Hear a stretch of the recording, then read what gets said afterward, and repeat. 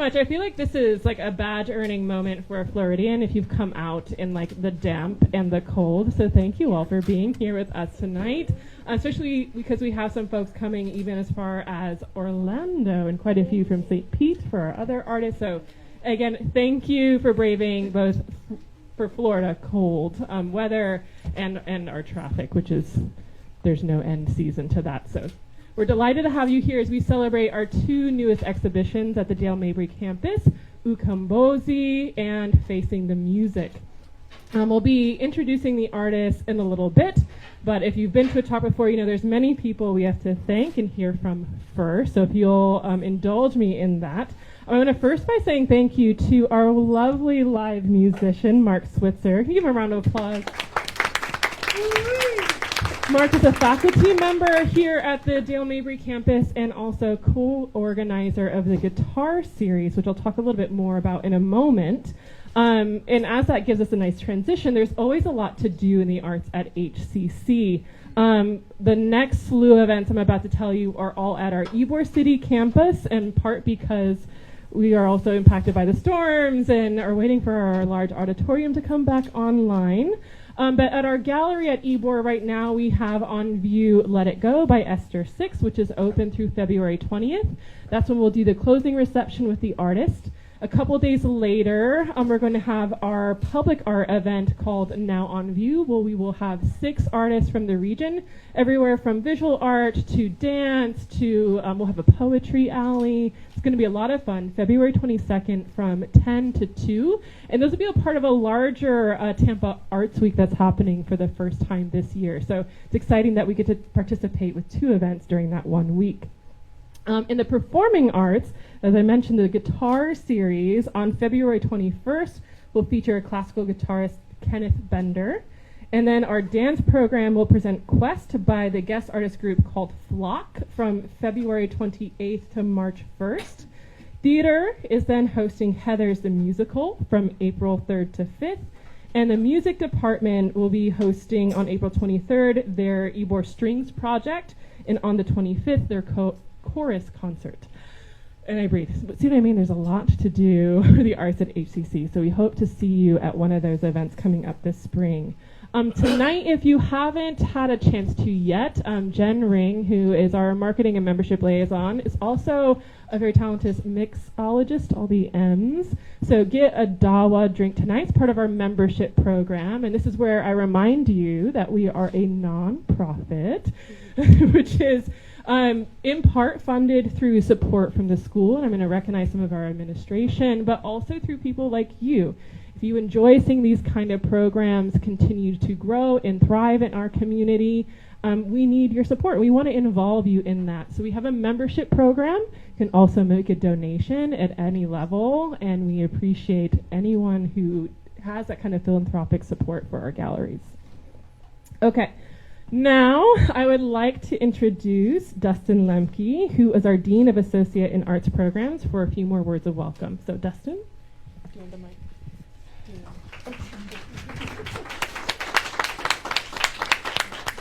Thank you. We're very glad that you're all here, and I always think it's amazing on a work night where traffic was terrible and that it's cold outside, that it's raining, and you'd rather be home curled up in, I don't know, some blanket watching television or something.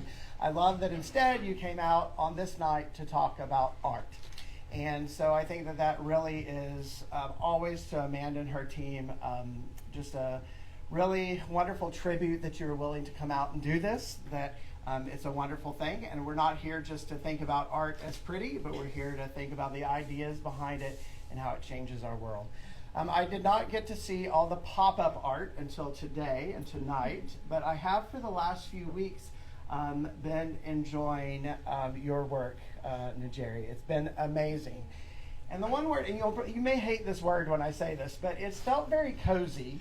And it's felt cozy both with the cold weather. It's been wonderful to go in there, that the windows are covered up, and that you can go in the one structure and be in there. And it's cozy, but then you start reading about it and looking at it, and it's not cozy. You know what I mean? So it's been good for that. But at the same time, it's like that it's cold out. I just feel politically and current events, I've needed coziness, and been eating comfort foods lately and not reading as much news, so that it's been good for that. And I just think it's amazing when an artist can make something cozy that as you start to look at it is not, and it has a really strong message and it puts that out there.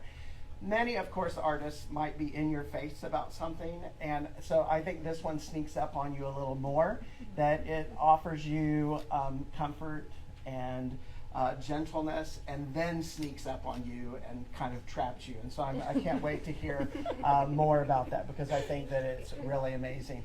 And I love, I mean, it's amazing, all the different parts, but just the regality of when you go in and you see particularly the woman right when you first go in, and how regal that is. It's truly amazing. Then I can't wait to hear from the other artists. Rootman, just my initial thing is I've never seen a depiction of frustration that's so beautiful. And I was drawing frustration, so I'll be curious to hear about your ancestors, and frustration was really beautiful in there. I would not have put that title with that. And then Raheem, I think these portraits are just truly amazing. That from across the room, public speaking was what I taught as a professor when I was a professor. So don't grade me tonight. I don't know how many I've said or anything like that.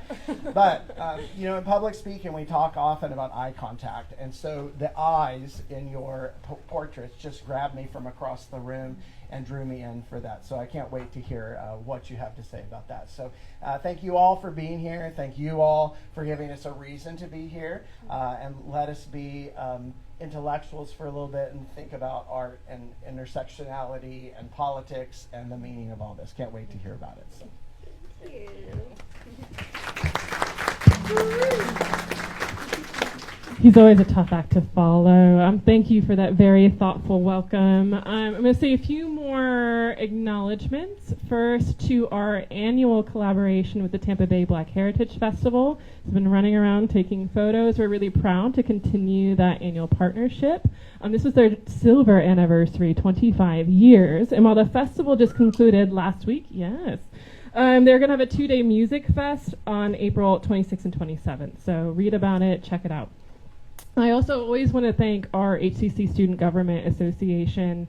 This means that all of our programs, bringing in artists, having food for you guys here tonight is supported by our students. And so we're always very grateful for that support, where our student body collectively recognizes the value of arts and culture for our campus community and for the public. I'd also like to acknowledge the faculty and administration. We have many faculty here tonight in attendance, and you just heard from our dean. We also enjoyed support of our campus president, Dr. Paige Niehaus. It's truly wonderful, for those of you who have been here before and heard me say this, it's very true that we actually have a lot of support here for what we do. Instead of struggling for value and validity here, they just kind of get it and empower us to bring in wonderful folks like the artists who are sitting here next to me tonight. I want to give a special thank you to Piper Harrow, who curated the pop-up exhibition behind us. And my many team members, I usually just make them do a wave, but I like to actually verbally acknowledge all of them. Our education coordinator, James Cartwright, curatorial assistant, Jesse Sherbet, our marketing and membership liaison, Jen Ring, and our student workers, Ray, Zanaya, and Nova. Can we give them a lovely round of applause?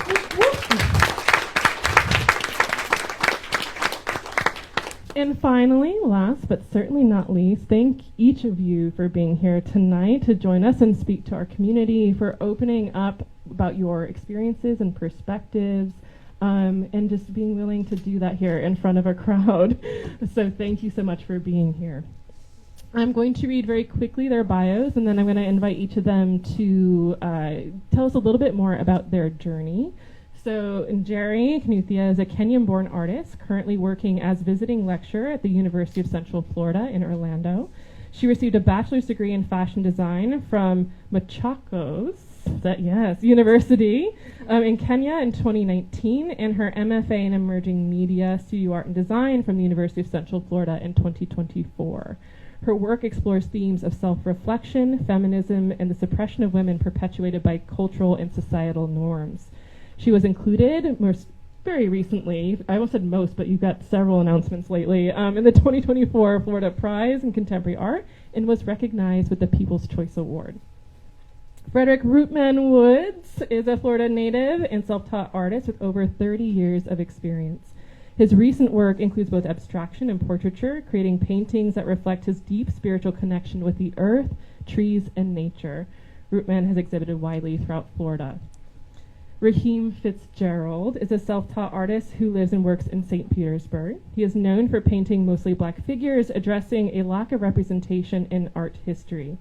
He was previously a resident artist at the Factory in St. Pete and recently exhibited at Miami Basel.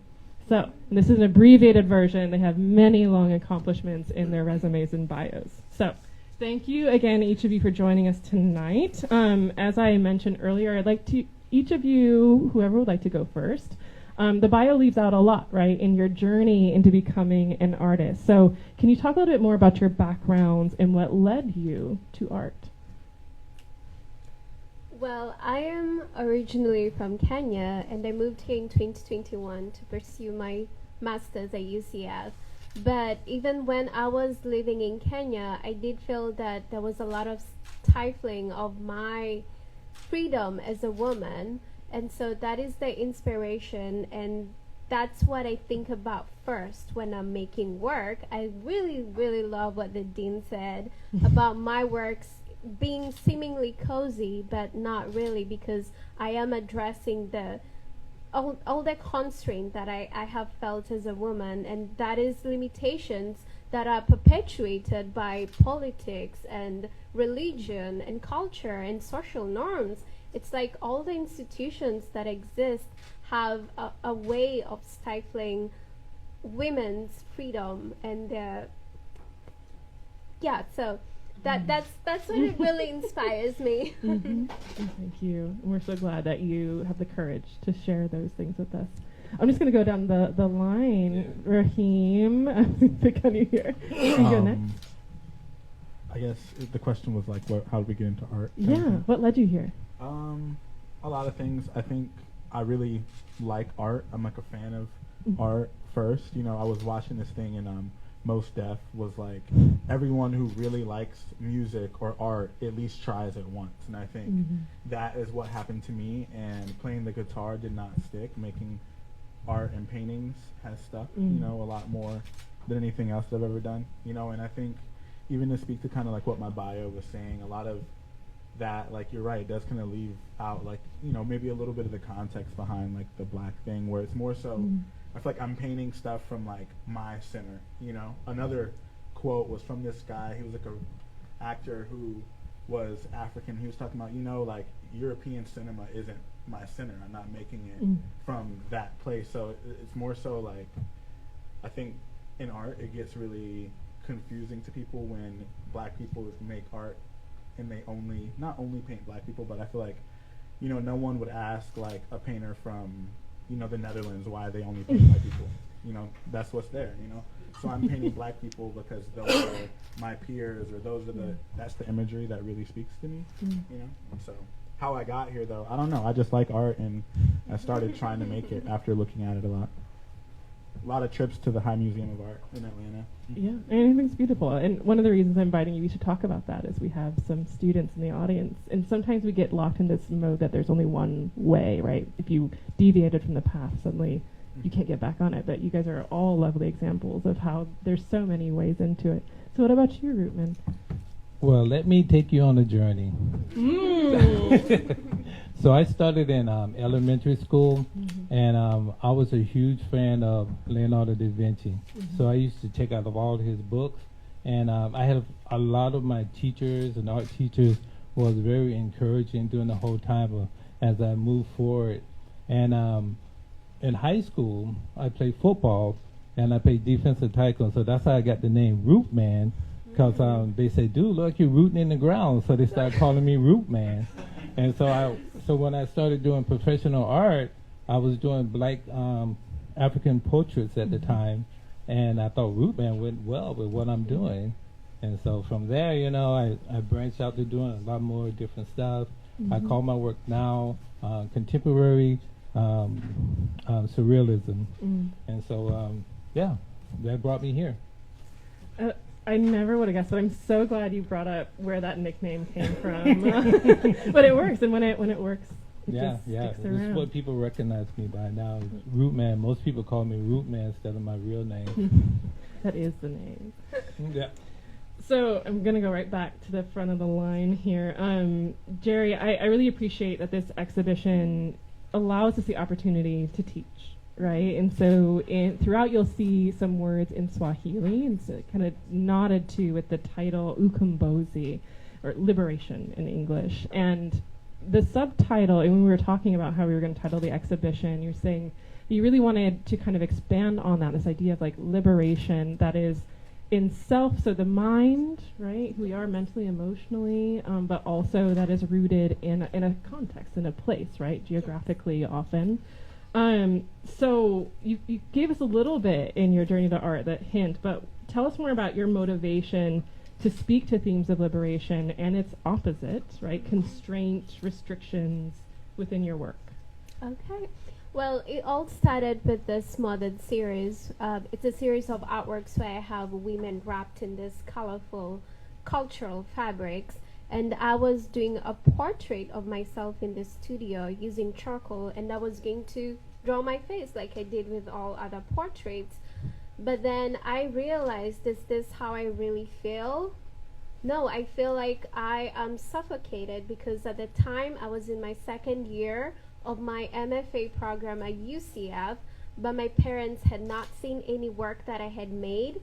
Neither did they know that I was making work, and everyone else from Kenya, because my work involved nudity and my work was activism. So I was very scared of anyone in Kenya, including my parents, finding out that I was making work. So I did not take part in any exhibitions, did not apply to anything, and never showed my work outside of UCF critiques.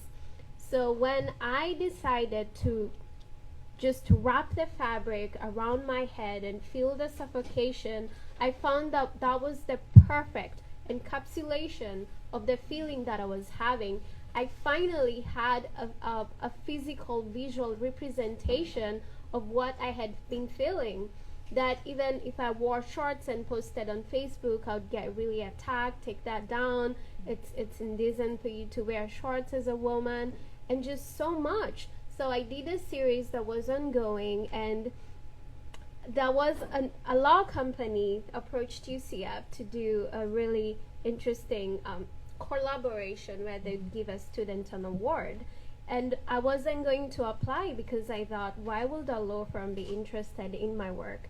But my classmate almost bullied me into applying to it and was like, you have to apply, and they made me apply. And I remember it was just a minute before the deadline when I put my application in. And I told my husband, he's right here, if I win this money, I'll get you McDonald's. And it was, when I received the email, it was $5,000. And I did not believe it. And I knew that UCF had to do a press release. But with social media, I knew somehow my parents would find out about it. So I had to get ahead of them. So I had to confess, hey, I won this money, $5,000. That's almost like 1 million Kenyan shillings. So that's a lot of money. Well, if I approach it from a standpoint of the money first and then why, then I'll be safe. So that's what I did. I called my parents. I'm like, I won this huge amount of money, and they're screaming and thanking God. I was like, for what? For art. What art? And then that is when I started slowly revealing that I was making work. And then from there, that was May 2023 was the first exhibition I had in the US outside of class. And since then, I have been invited to all these institutions, museums, and galleries because my classmate bullied me into applying to something. And it's just so amazing how people around you can influence you in beautiful ways. And one thing I want to mention is that I had an interview at UCF when I showed my work within UCF, and I did not want them to publish the article with my name because my work contained nudity. But my husband was there at the time with me. We were dating by then, and I felt really confident. So I I answered questions about my work, and I told them, well, this is what I'm doing, and my work is activism, and I don't care if it's published. But then the next day I chickened out, and I told them, hey, you cannot publish this unless you use a fake name. And so they refused to publish my article because I was so afraid of my work being associated with my name and anyone finding out that I'm doing this. But, well, I have a supportive partner who I'm really thankful for, and just so many people around me, and that's why I'm here today. And I think it's really wonderful when you can be that authentic version of yourself and unencumbered and supportive. Sometimes it takes support, right? With the people around us. So it's quite a few trips to McDonald's, I'm assuming you went on after that. Yeah. But a wonderful validation, right? Another thing we talk about in art is how art is, of course, a kind of visual language, right? It's communication. But in both of these exhibitions, you guys might already be noticing that there is a direct relationship between word and image. And so talk to both Raheem and to you, Njeri, a little bit more about that. Because, Njeri, in your work, this is especially prominent in the East African fabrics and those phrases in Swahili that appear both in the 2D and 3D works. And then, Raheem, in yours, this is reflected in a lot of like the consumer branding and aspects in the environment behind your subjects. So, and I want to throw out here, I think especially interesting when I was thinking through this question with Piper, that your social media handle is Abstract Poet. So are you going to bring those things together? So for you both, how does the incorporation of language function? Like what kind of led you there, and what do you hope it resonates with for viewers? Well, sometimes, you know, I guess when you're an artist, everybody thinks that everything has a meaning. And really, like the abstract poet thing, you know, I'm a big fan of things, and I like rap music. And when I was in like high school, I found this group called Tribe Called Quest. Some of us in here probably have heard of this. And on a song, Q-Tip of Tribe Called Quest calls himself Abstract Poet, and I was like, yo, that's dope. I'm gonna make that my Instagram hand. This is kind of early in the Instagram days, because my handle before that was like a reference to Odd Future, you know. So I was like, oh, you know, Abstract Poet's cool. So like, really, it kind of comes from just anywhere. You know what I mean? I think that's directly where the abstract poet thing is. But with language in the work, I feel like, you know, this person is wearing a camel hat because that's what he was wearing in the photo, you know. And I think sometimes with certain types of work, you can keep it true to itself and the time period, or keep it floating. Like someone could be wearing that hat from a lot of, you know, times. You know, that could be very recent, but it's not. That picture is probably from the 70s, I think. I forget exactly when. But, you know, a lot of times I just think that there are things that are representative of other things. Like I really like that part of America, you know what I mean? Not to like, you know, be pro buying stuff or anything, but like, you know, there's like a lot of times where I think the fact that things cost money has motivated me to make art so I could buy a thing that I really wanted, you know? Or, I don't know, you know, it's like just a reference to the times that we live in. I mean, everybody, if you don't know about art, you know about a logo. So it's like, if the painting is wearing a pair of Nikes and you don't know or care about painting or figurative painting or all these things that, you know, when you're making art, you think you're trying so hard to speak to, but the average person knows Nike more than they know Vermeer. There's something really profound in that, I think. But yeah, it has this kind of wonderful immediacy, but I like that you're saying how it locates us in time and place we think, but it starts to make us consider those relationships, right, between ourselves and others in our environment. And what about you? Well, we have these textiles in Kenya that have text on them. Some of them are religious, but some of them are passive aggressive and hilarious. And this is how women use them. So because women are not supposed to be into conflict and they're supposed to be the quiet, holy ones, they use these fabrics to communicate passive aggressively to their neighbors or their co-workers or whoever. So I have this one that says, stop waiting for what you get for free, go out and seek your own. So if you are my neighbor and you knock on my house to borrow stuff all the time, next time I visit your house, I'm just going to wear one of those fabrics and you will read the text. Or I could gift it to you as a gift, and if you attack me, I'll say I chose it because I love the colors or the design. I thought it would look good on you, and I'll get away with it. So I started using these fabrics because I knew I could get away with it. I could just say, well, that's what the fabric said when my mom shipped it from Kenya, right? It's not me. I'm not saying those words. So I started playing around with the text, and sometimes I'll bleach it off so that you can only partially see and start to wonder what was there. Sometimes I offer translations, sometimes I do not. My big nude painting on this wall initially said, Sina Sirinina Jubu, which translates to, I have no secrets, just answers. So I'm telling you that now. So when it comes to Q&A, you know that. So yeah, I love that part about the textiles. You can get away with the text that it says on there. Yeah, another thing that has like both an overt and a covert, perhaps, Yes. meaning, which like art can do very well, operate on these multiple levels, like we were talking about with Raheem as well. So Rootman, for you, your work invites artists or viewers to contemplate how abstraction can function as a way of communication too. It's not just things that we can identify or read, but how color and form and line can also speak very powerfully, right? For both Piper and myself, we talked about how your work is able to express, as you describe, life's mysteries, as well as convey notions of the spirit, which has all this lovely richness and complexity. And there's a kind of internal rhythm in music too, so I think it's interesting Raheem made some references to music and their influence, because some of the choices in your work start to feel like improvisational, like jazz, right? So what drew you to this focus in abstraction, and what do you hope this expresses to viewers? Well, one of the things about my work is I consider myself a storyteller on canvas.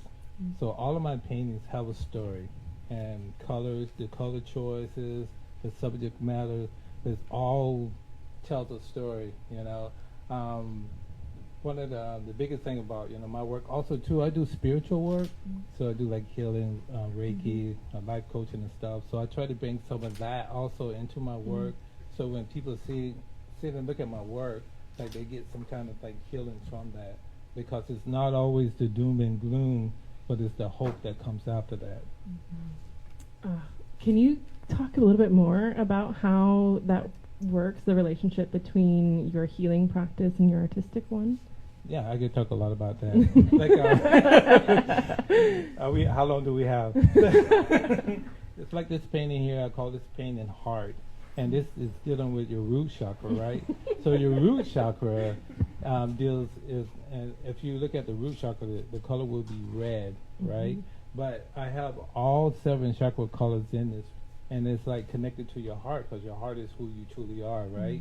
And so a lot of the red, which is, I'm sorry, this is your heart chakra. I'm sorry about that.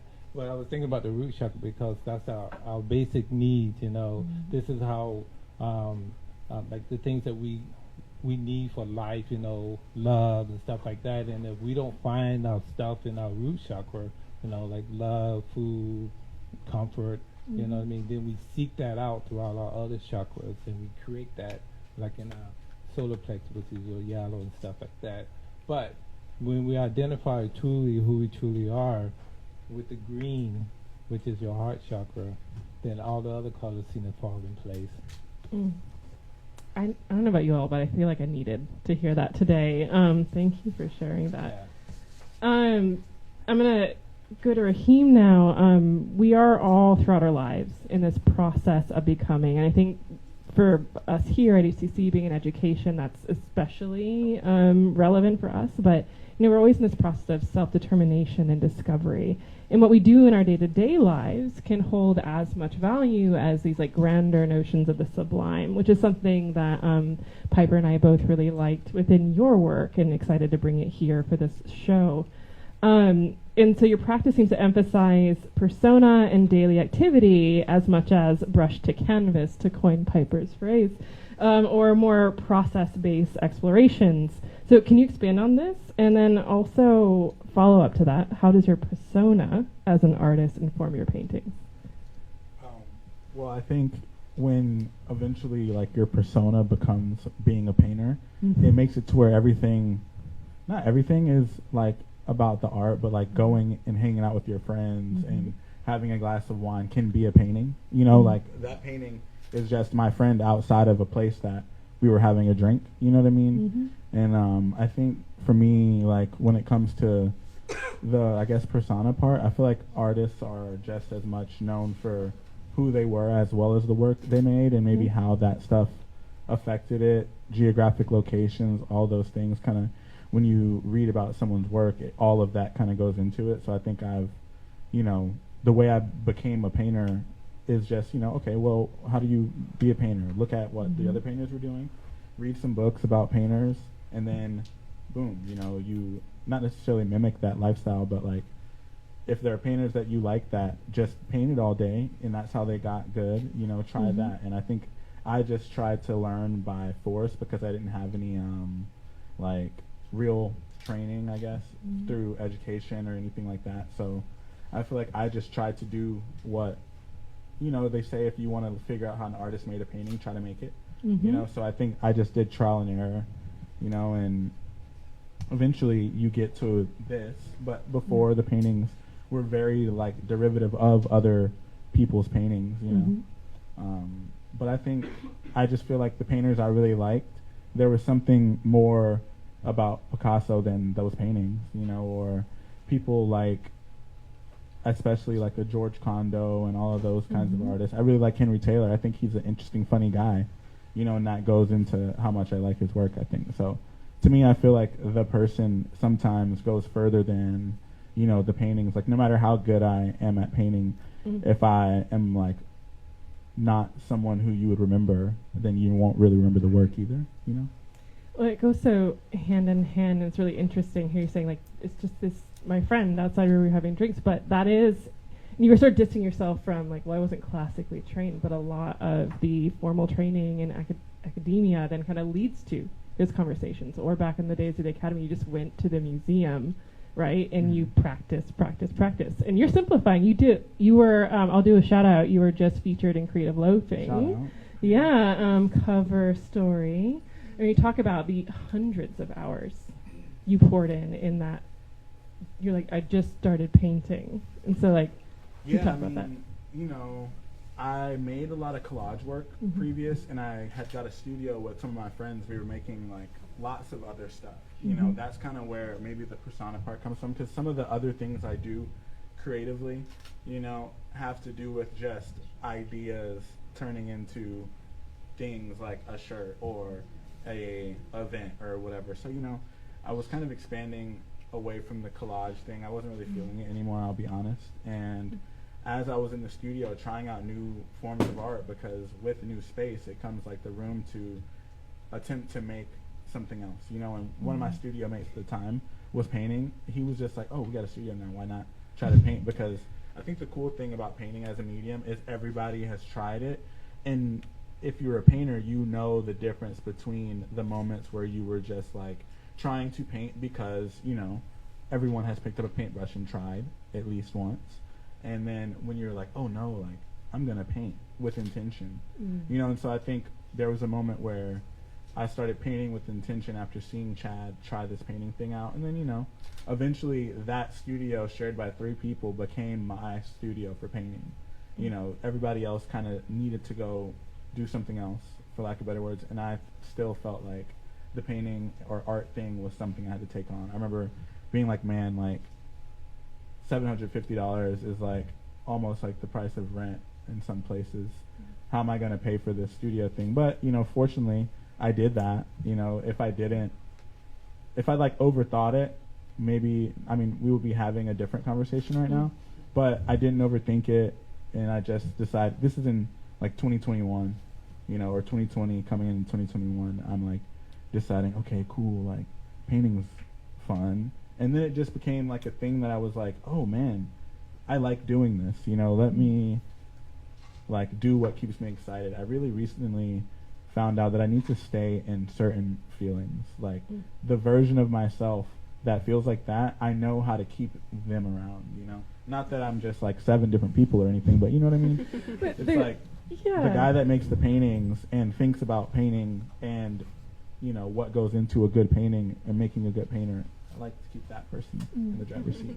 I think that's it, like another common thread between all of you. There's so much like, your internal world, your feelings and your thoughts, your experiences that really become this driving force, and you lean into that, right, as part of your work. Another thing that we noticed, this exhibition being titled Facing the Music, and then in Ukombozi, we were looking at all of the images and facing the music, kind of a nod on its face, right, to the portraiture, which also we see in Ukombozi. So I wanted you guys to talk a little bit more, kind of like formal things, like the role of portraiture has had such varied history for art. It's documentation, it's representation, it's self-determination, but it's also a way to communicate value and explore the relationship between our external and our internal worlds.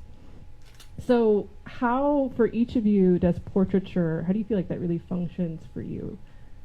Well, I think in my art, I try to create like a conversation. Like I have like other paintings that aren't portraits that are about like, well, before I could make a portrait, I would make my own version of a portrait, which was, there was a painting that was about what if Marcus Garvey and like Mark Rothko talked about what? I don't know. What would they talk about? You know, Yeah. That was what the painting was about.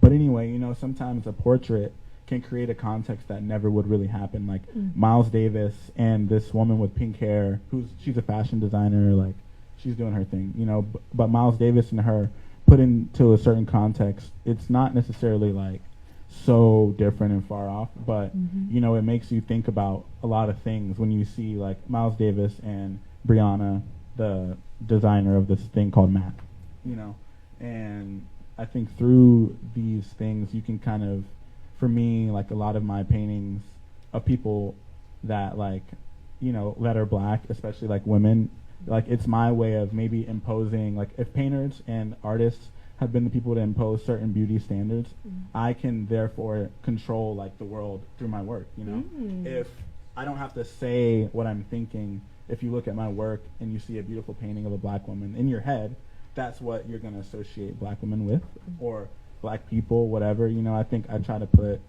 like through these portraits people who have never like, you know, I grew up for a little bit in St. Petersburg where my roommate now is someone who I remember I was like, bro, like, you know, you're the first white person whose house I went to. It's like I'm 27 and that's still a factor. So there's people who aren't really around any black people, you know, for real. So I try to put black people in situations of like just normalcy. You know, some of the best movies are like slice of life because you just get to see some people doing their thing. Or like that movie Us, I feel like was supposed to be like the regular horror movie about a normal family, but what if they were black and the dad isn't like this super thug, you know, he's a guy who went to Howard who's kind of scared of the bad guy, you know. It's like, what if we got to see black people just be themselves, you know, instead of hyper characterized version, you know. I feel like I just get to paint people who look like, you know, they belong there.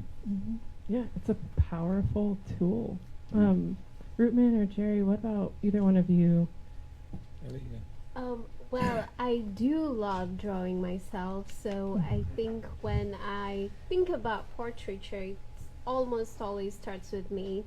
And I have only recently drawn a portrait of my brother. I did one of mine first, which I called Maculate, opposite of Immaculate, and my brother's I called Immaculate, my brother James in brackets. And I love to think about my experience, so I feel like the best way I can communicate my thoughts is putting my experience out there.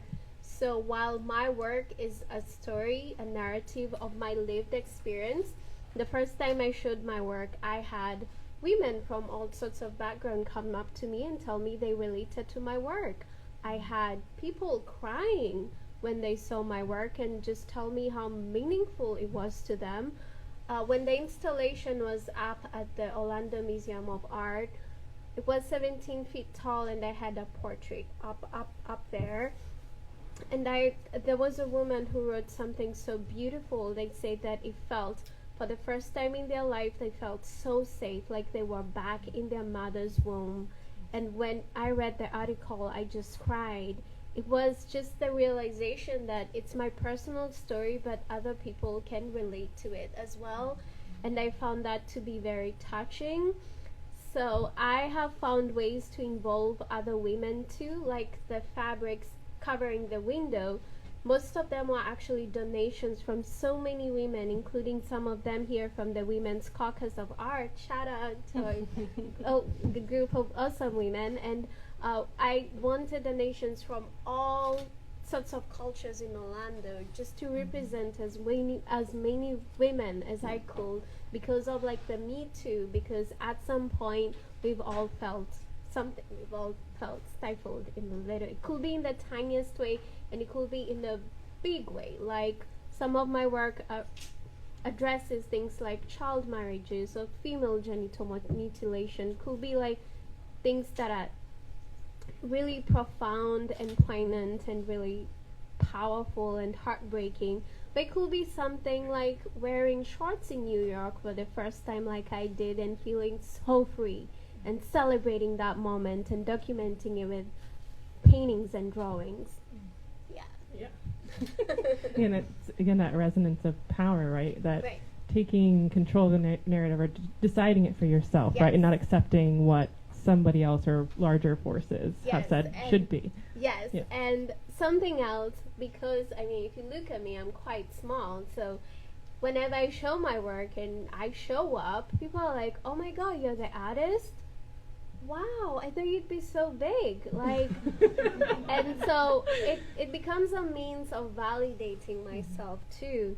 Njeri Kinuthia, the Reverend, the one that you meet when you walk in, I usually hang it as high as I can get away with, so that the viewer has to look up to me metaphorically and literally, and I'm looking down at the viewer, which is impossible in real life because I'm so short.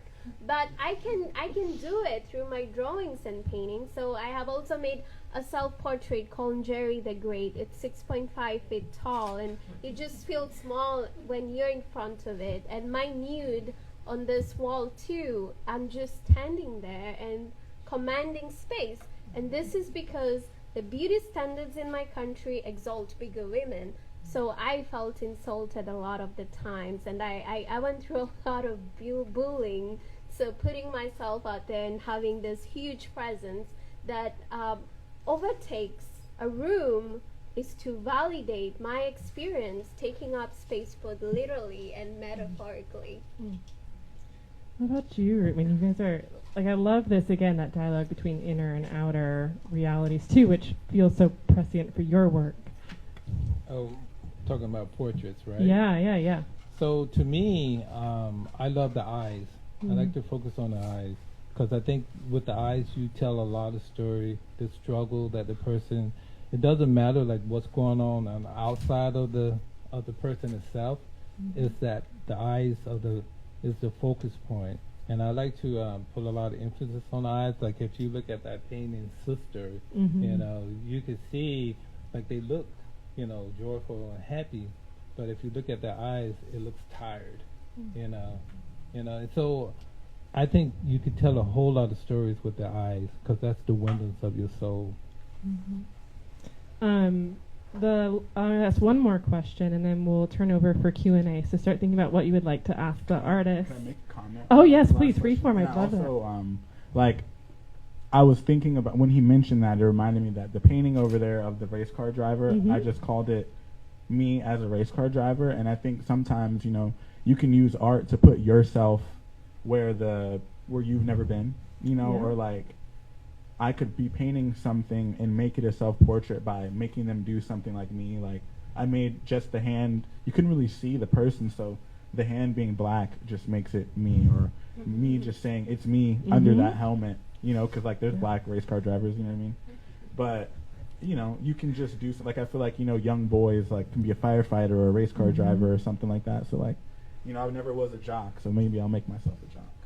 But actually, it's a wonderful transition to my next question, because I wanted to ask you guys about symbolism.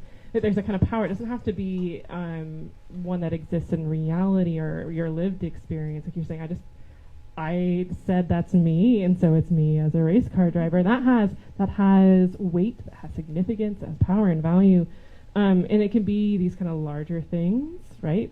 Inserting yourself in places. It can be in form and scale, like Noomba, the house that you guys can enter in the gallery for Njeri's work, and then for Rootman, like how color can then symbolically allude to this kind of emotional and spiritual dimensions. So can you each expand on that, the role of symbolism in your work? Oh, You I'll go first. Yeah, we all look to you.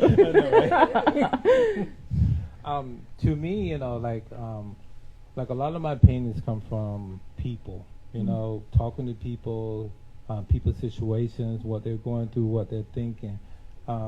When I'm sitting with someone and they may say something, and I'm like, wow, that would make a great painting. Like that painting over there, the one I call Lighthouse, is actually a saying that I always say. I always say that you want to be the lighthouse you want to be the lighthouse in the storm and not the captain of the ship. And so I created a painting about that saying that I always tell people, that you have to stand up for yourself, be that lighthouse and not to be the captain who wants to go down with the ship. So I use a lot of symbols in my work. A lot of shapes represent stuff. Like the boat represents journey, water represents emotion, doors, opportunities. So I use a lot of that in my work. It creates all these different entry points, which I really love. You can be reacting to some of the abstraction or some of these like more representational aspects. Right. How about either one of you?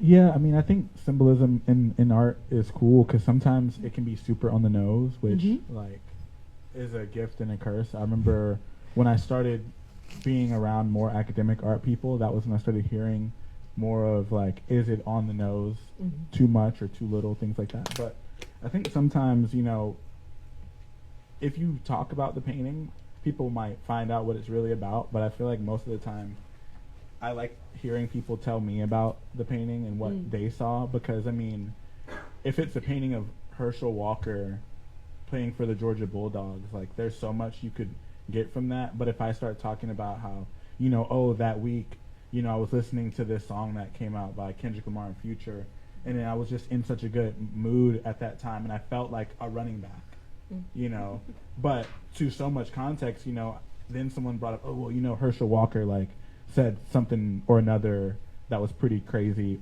right-leaning or something, and I'm like, oh, well, I wasn't really thinking about that. I just, I grew up in Atlanta, Bulldogs, I remember moving up there and hearing adults barking at sports bars, and I was like, what's going on here? That's normal behavior. But, yeah, so, like this painting about sports kind of more so references how sometimes I think the only people who are told to, like, work as hard as they can at their craft and ignore their body when it tells them to stop is an athlete.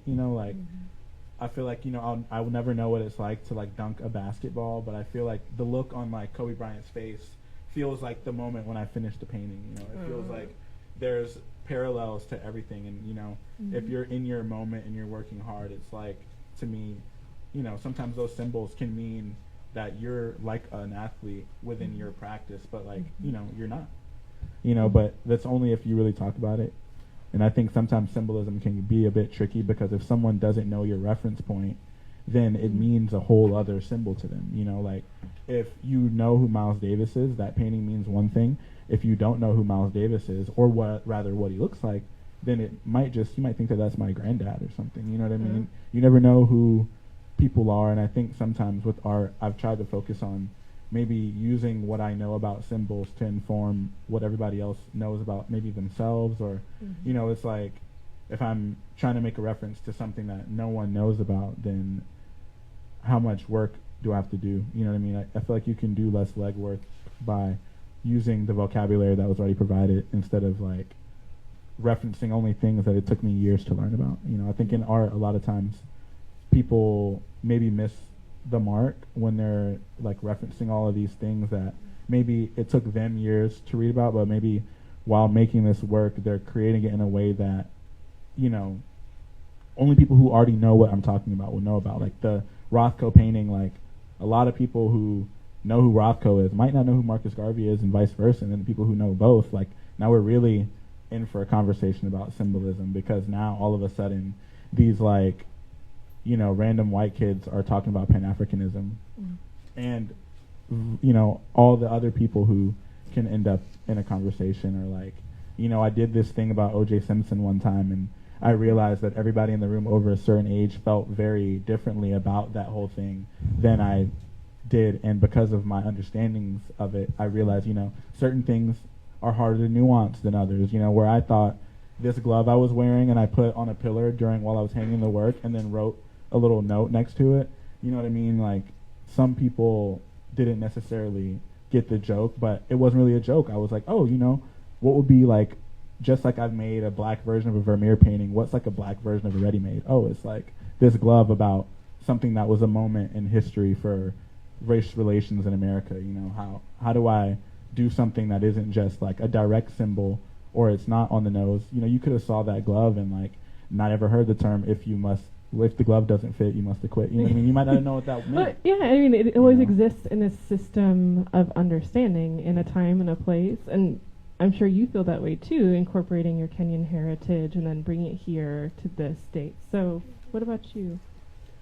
Well, when I started making my work, I was actually quite hesitant because I wasn't sure how the audience in America would receive it, or whether they will even understand what I'm trying to say. So I would say I have works that are simpler and much easier to digest, like my Smothered series, or like my self-portraits that are just portraits of me taking up space. But I have works that are a little bit more complex, like my Nyumba there. It is a seemingly cozy place, as the dean said again, but if you go inside and really take the time to study it, look up and down, look at all the fabrics, and maybe if you want to Google translations for the text, look at the sculpture that's in the middle and observe that it's actually a stanchion that is used for crowd control, and then think about, what does crowd control and this have to do with it? Is it the symbolism for control that I was going for? Look for certain shapes and what they could mean. Like when I initially started using the stanchions, in the previous iteration of the installation, I had the stanchion hanging upside down and a figure was emerging from it. I was thinking about patriarchy because erect symbols in art history are mostly used to symbolize patriarchy, and so I'm thinking about disruption and control of women's rights and politics with the red fancy velvet and the gold. It looks so beautiful, but it's really, but why is it knotted? Why is the rope that is so thick, it's so knotted and then joined to the stanchion? And sometimes when I'm thinking about my work, I get confused too. I'm like, how did I even get here? Now I'm trying to backtrack to what my thought process is, and it becomes as complex as the issue I am trying to address. I know I said I have the answers and no secrets, but sometimes I really don't know where it's going, and I just do it. I just follow my gut and do it. And sometimes people will not get my symbols. Sometimes people will get them very, very differently, and I get that, and I understand that I'm not in control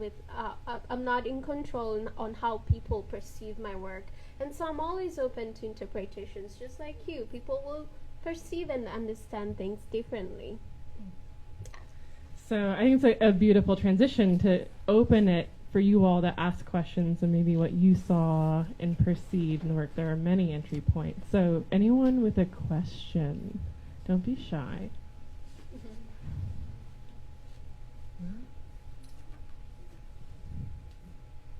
Okay. Yes. You guys are taking too long. I have so many questions. Okay, I'm gonna start. I've been waiting to get in there like alone since I knew it was going up, and with this one, so I heard all about you and the whole process, and was just like, yes. And today I finally got to do it. And as soon as I walked in, I'm like, okay, house is last. circle, but when I would approach your self-portraits, just towering, I mean, that centerpiece sprawls out like a prayer mat, and I literally just dropped to my knees. And it's so powerful. Like, it really, it does command your attention. It demands respect, but also like reverence and contemplation. And I just thought that was so powerful. What I'm getting at for a question, I have a lot of questions. The one most pressing on my mind right now is the red bit hanging from the top inner side of the house. What's up with that? I was actually thinking about abortion rights, especially in Florida. And it was initially part of the installation in the middle, but I thought it was a little bit on the nose. And I wanted it to be subtle. For those who get it, then you do. If you don't, then that's fine. You may think maybe it's a forgotten coat hanger or something. That's amazing. The way it was wrapped, I was like, am I trying to forget that this is a coat hanger? But this is like organs. Yeah. But no, it's really beautiful the way that's done, because I'm like, is this, or is it this? So that's great. I love that. And then the center of it, there's this like red thread coming out just loosely, and the red thread is, gosh, it has so much symbolism just across cultures and time. Do you have any comments on the red thread? So the question's about the red thread. If you guys can hear in the back in Njeri's installation, Numba. Yes. So the red thread came about because when I started using the stanchions, they come with the red ropes. And so the rope that's hanging from the ceiling was inspired by the red ropes, except that I made it thicker and I made it longer and using African fabric. So I wanted tears falling down. So when I sculpted that piece that goes on the stanchion, I was referencing a previous artwork called In His Name. It says Mungu, which means God, right across the face. And I was thinking about how religion also perpetuates the restrictions that women face, and that's what inspired this one. So when I did that, when I did beads cascading to the floor, and I was thinking of gender-based violence, and I'm gonna mention that right now in Kenya we have a very heartbreaking and disturbing problem of femicide, and there has been protests from last year, and it is so sad that when women protest in the streets about being killed, murdered, and raped, the police respond with violence towards the women by tear gassing them or beating them up, and it is unbelievable in 2025.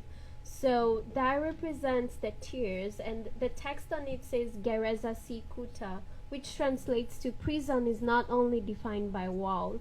So you could be not in a prison, but you are actually imprisoned by so many things around you, like the women in Kenya who are in danger for just existing.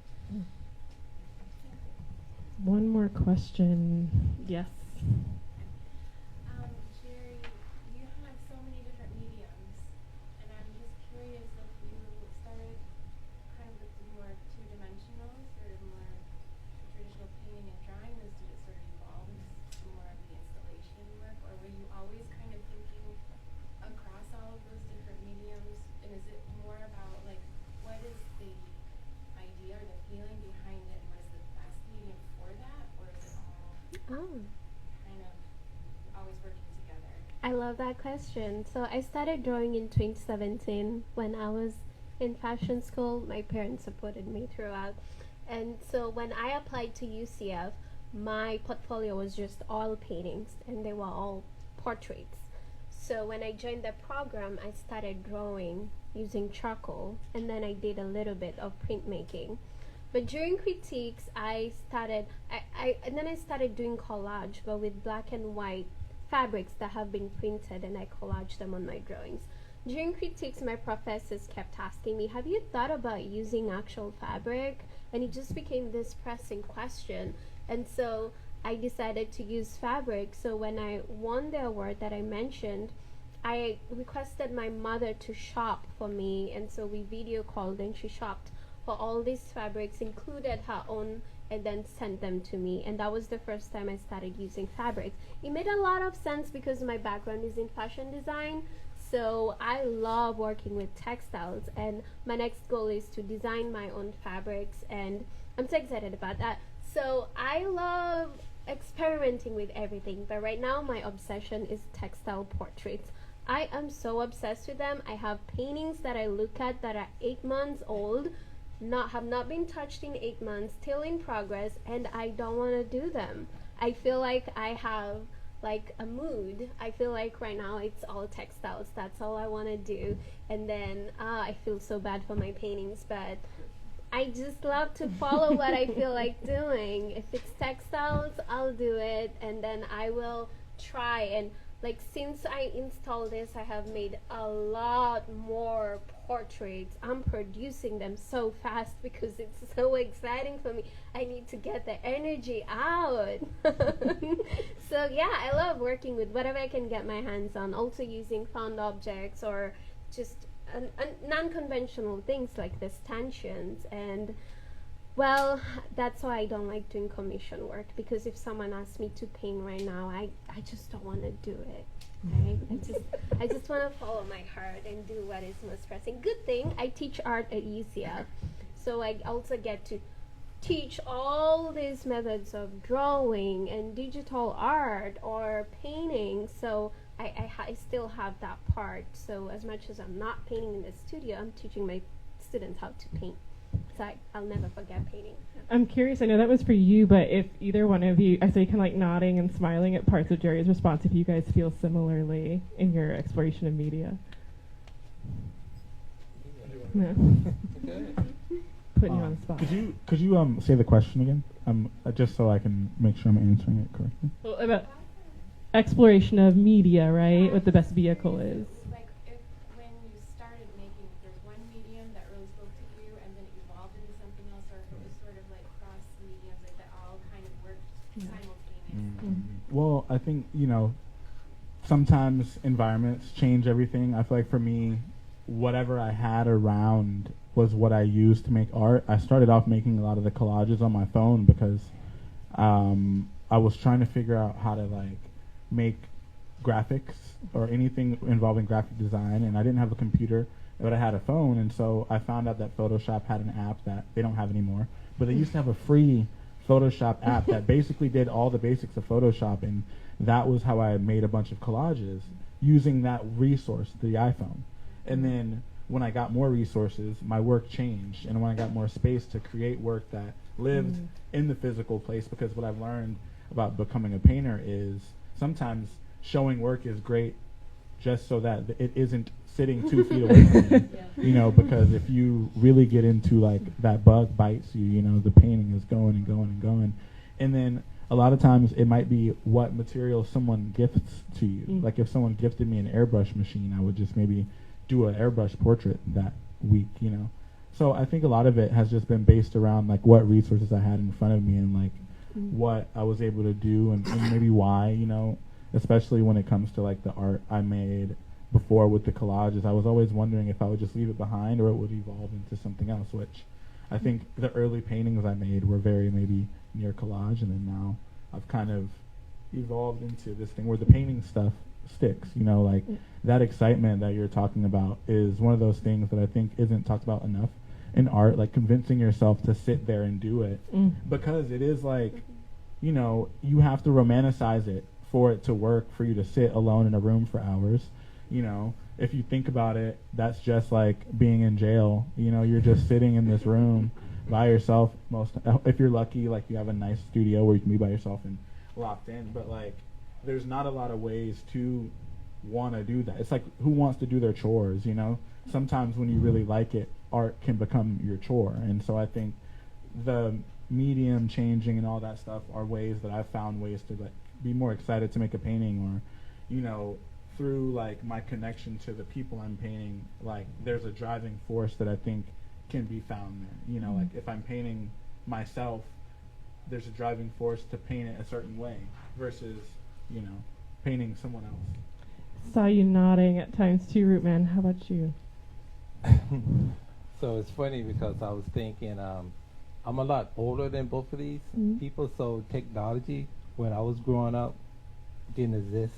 So You didn't have an Adobe app. no, that or cell phone, you know, none of the wonderful things that they have now. You know, for me, you know, it started with, you know, just drawing and, you know, using crayons and drawing and doing collages and stuff like that. And my brother brought me my first art kit. You know, because back then, you know, they had like a lot of kits that you can paint by numbers and stuff like that. But I used to take that and just paint something else, you know. So my journey to where I'm at is different from the way they started, you know, because they had like all these wonderful technology stuff. But me was just all raw, natural, you know, the root. But I think, you know, I guess something I kind of want to ask both of you guys, where do you feel like you said you were an artist? Because the start is different for everyone. Just like I said, we've all probably tried to make a painting, but when you made that painting, you weren't like, oh, for some of us, you made a painting and you're like, all right, that was cool, you know. Whereas some of us in here said, oh no, like this is it, you know. Yeah. And so where do you guys feel like, because I guess when you put it like that, I think that some of the start could be different. I'm thinking my start where I was doing art in a way that was maybe remarkable to people, you know, or people commented on it, or like where I think led me to being a person who somebody might ask to talk about their art, you know. But where do you guys think was the day, not the day, but like, what do you have to say about that? March like how 5th. There's a moment where, you know, because I think I received those art sets too, but I don't think I accepted that I was an artist or saw art as something that could be for Raheem. Like, I don't know. Just like I knew I wasn't going to be a doctor, I didn't necessarily know I was going to be an artist. Yeah, if you guys could quickly respond to that, and then we'll get back to the reception. But I love this as the last question back to each other. I've always wanted to be an artist. When I was, like I say, you know, I wanted to be the next Leonardo da Vinci. I used to check out all his books, and I would draw from, you know, his stuff and just copy his stuff, you know. But to say that I'm an artist, I don't feel that I'm an artist yet. I still feel like I have more to learn and more to share. So to answer that question, I don't really feel like I'm there yet, but I feel like I'm close. Talking about technology, when I had an interest in drawing, is because someone I knew in church showed me some of the portraits they were making, and they were using an app called the Grid app, where it would overlay grids on the phone to help you make a portrait. And so he shared the app with me, and I tried it, and I did a self-portrait, showed my parents. It was so faint, you could barely see it, but they were so excited. They showed all their friends. I took it to church. I showed everyone like a presentation, and then that's how I started. April 2017.